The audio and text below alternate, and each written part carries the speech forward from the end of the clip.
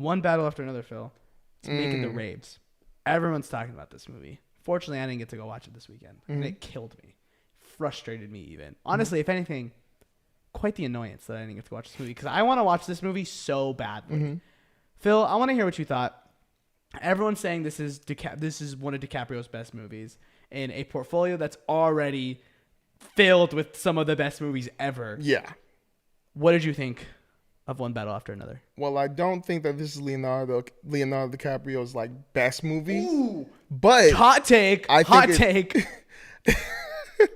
But I still think this is a good movie that he acted in. Just to give my rating out the way, I gave it an 8 out of 10. Wow. Gave it an 8 out of 10. I really enjoyed watching this movie. There was never a dull moment during this movie. Like, very fast paced. Like, the pacing was unbelievable. Dude, really fast paced. And is the movie 2 hours and like 40 minutes? It's yes, long, it's right? very long. But like, I was drawn into everything, and it felt like it never stopped. Like, even when you're going to the next timeline, it felt like it's still going. Like, you're still, all right. You thought you were going to take a break? No, we're still going. But it was very cool that you can see that the base of this movie is about this little girl, this daughter, and their two parents who happen to be revolutionaries. And revolutionaries make some mistakes. They made some mistakes. They did some bad stuff, angered the wrong people, and now they paying for what happened in the past.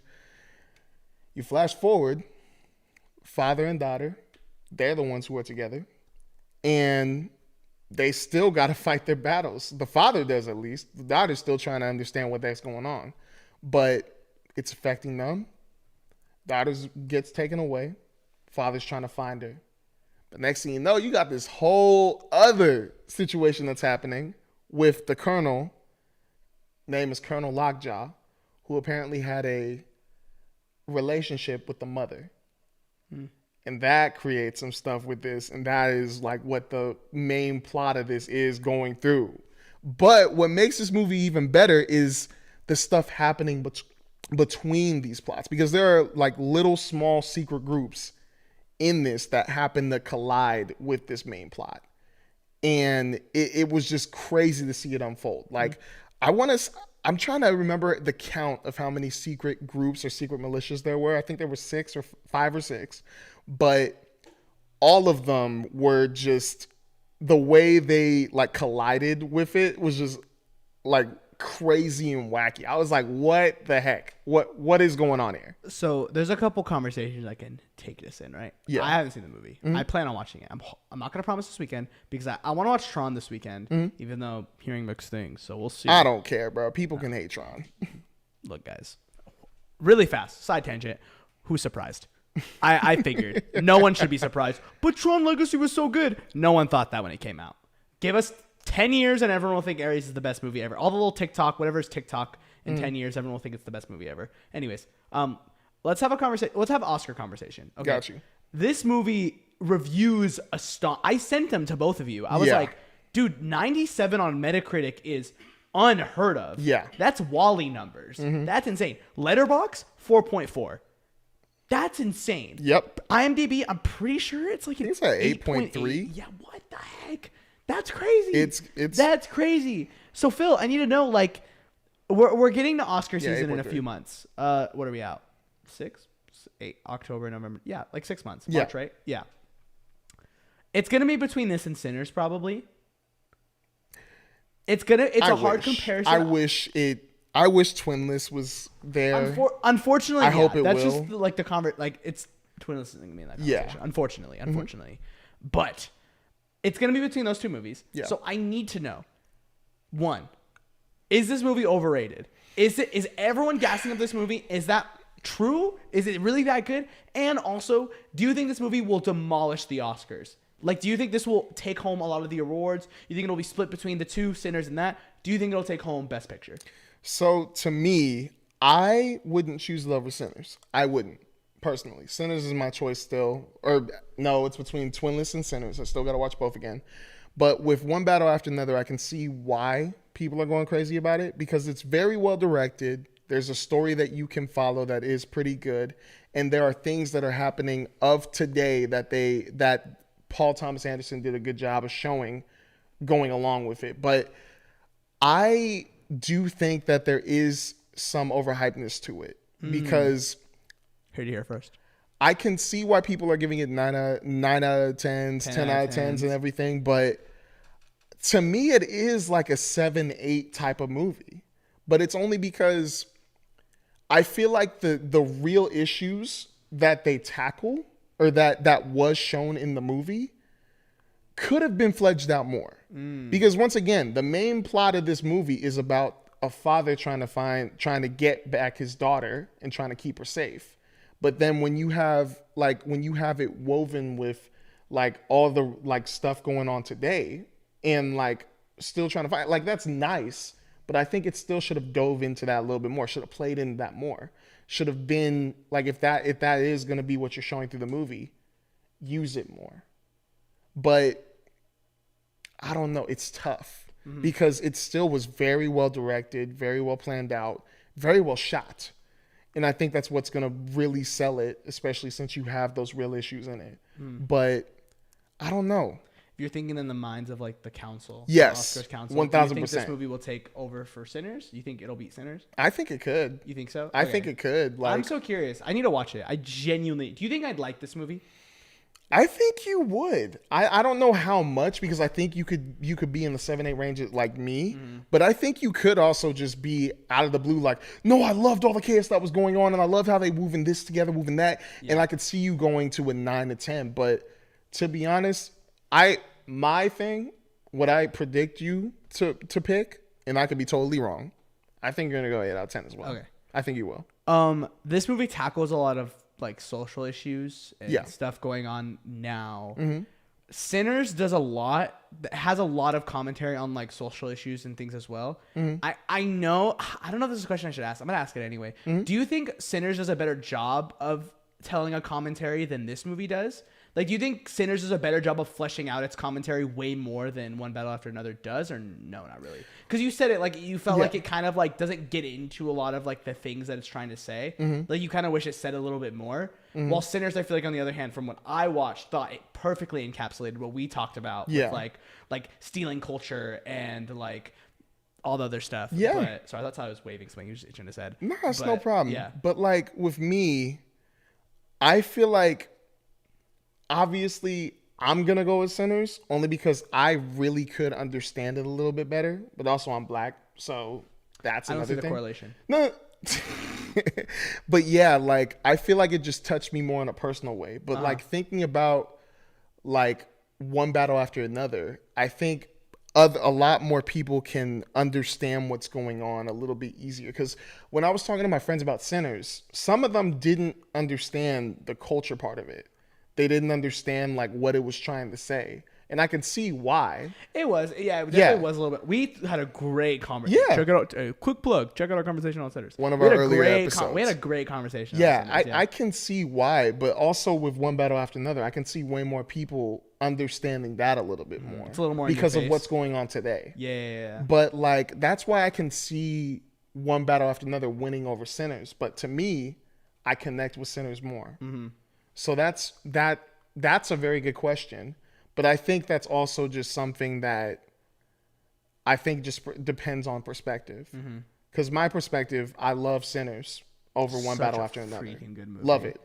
But with One Battle After Another, I could just see more people like connecting with it and maybe even seeing just way more with it. Can I be honest? If I'm thinking in the minds, I haven't seen One Battle After Another. Yeah. I'm thinking in the minds of the council, I think Sinners still wins. I hope it does. It's like a gut feeling though. I hope it does. The movie. But like, it's like a gut feeling thing. Go watch Twinless. Sorry, Phil.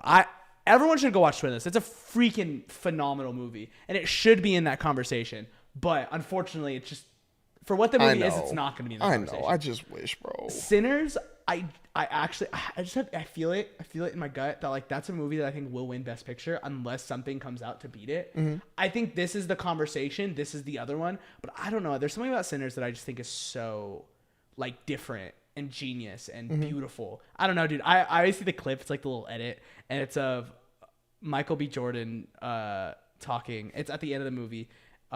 Which one? Stack? Yeah. And it's him talking. He's like, the last time I saw the sunset was the last time I saw my brother. And just for one moment, We were free. We were hits free. me every time. Like, Yeah. I don't know, I hear that and I'm just like, that is literally genius. And then literally just that ending scene in general with also Preacher Boy. I always forget his name. Talking too about like, dude, every single day I wake up and I think it's a freaking phenomenal movie. I've like another movie I need to rewatch. Another movie that'll be on my top 10 best projects of the year for sure. I think 1000%. high up there. What's so funny is like obviously K-pop Demon Hunters is like I love your number so one. Much. Yeah, I love it so much. It's just like it's more for me. But Sinners, I will never deny, is an incredible movie. Yeah. And no, I know we're talking about one better for another, and we'll wrap it up right now. No, but okay. I wanted to highlight Sinners for just 1 second because I don't know if you've seen recently the conversation on Twitter has kind of shifted.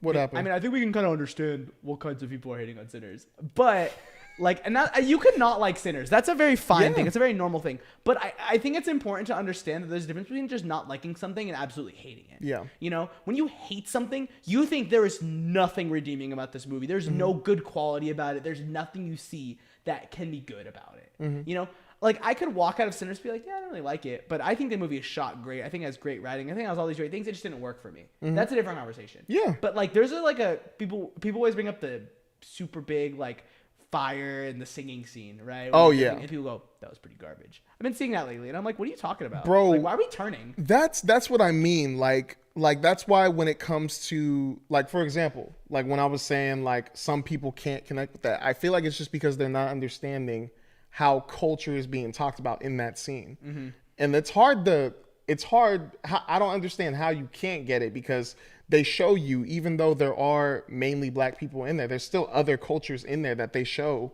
like through music, they are connecting with their past and even with other people. That's why I'm like, okay, I can see why maybe you can't understand that scene, but it's right in front of you. It's right there. They showed you all these different cultures that hit on one floor through music. But yeah, so we're gonna get to like the award season for One Battle After Another versus Sinners. That'll be like that'll be my every week we talk about, like, I don't know how often we'll talk about award season, but like when we get to like Oscar season, it's gonna be One Battle After Another versus Sinners. Which one's gonna take home the cake or whatever? And I'm excited for that debate. Can I be honest? I'm actually really excited to have conversations about what movies should or should not win or whatever. And I'm actually excited for us to do a proper Oscar season because I will watch the Oscars. I historically hate the Oscars, actually. I think the way they vote for things is so dumb, and it's one of those words, oh, I know exactly what will win. I can guess it every time. It's so easy because it's just whatever. I feel like they never really fully push quality. I think last year, though, impressed me so much. That was hard. I'm not going to lie. Last year, I was like, oh, they like, okay, I think they're changing things. I think they're turning a new leaf. I think there's things happening or whatever. But and like the Dune conversation was so dumb. There's always so many things where it's like, do these people even actually like watching movies? Yeah. Where I'm just like, I don't like watching the Oscars. Last year, I know it still was that Dune conversation. Still seeing Anora win was so cool because it wasn't maybe objectively the best movie that year, but it was just so different and so smart and genius or whatever. You know. I'm trying to remember what other movie it was competing with because I remember we were talking and we like. Did I say Anora? No, yeah, Nora. No, I'm trying to remember. Did I guess what was gonna win? I feel like I said Anora. I think you just said Wait, did you say Nora? I feel like I did. Hot take. I'm fairly confident I got it right. You probably said Nora. I'm so smart. No. Because I don't think I made a guess. No, I don't think I did. We'll do it though. I want to do a predictions. That'll be fine. Oh, we're 1000% doing predictions. Regardless, when award season hits, One Battle After Another, just do you think it'll win a lot of awards? That's the last question I'm asking you. You think it'll win a lot of awards? You think it's like, do you think DiCaprio will win something for this? Do you think the director will win something for this? Do you think it'll win best script, best original script? Do you think, I don't know if DiCaprio can win something from it. His character was good in it, but I think there are going to be other characters that were better this year. You don't think he was the star? Do you think like he's great in it, but it's not like he's not a standout? I feel like there are other great performances that did a little better. You remember what was the movie that came out last year that was with him, with Lily Gladstone? Killers of the Flower Moon. Is it going to be a situation like that where Lily Gladstone was the shine? She was like, she's the movie. It's not DiCaprio's movie. It's her. You think this will be a similar situation where when you get to award season, it's like, like Michael B. Jordan will probably take the award. whoever other character will take something else. I think I just need to see more movies. Like okay. I need to see. Okay, like, you don't think more... we're ready to talk about it yet? Yeah, it's way too early. Yeah, I you're think. right. Okay. And I think there's still other performances that we need to see, especially with Marty Supreme coming out. I think Timothée Chalamet, like his performance is probably going to be pretty good. Yeah. But I think it's probably going to trump Leonardo DiCaprio. Yeah. I think once we see the names listed out in front of us, yeah, it'll be so much easier once that happens.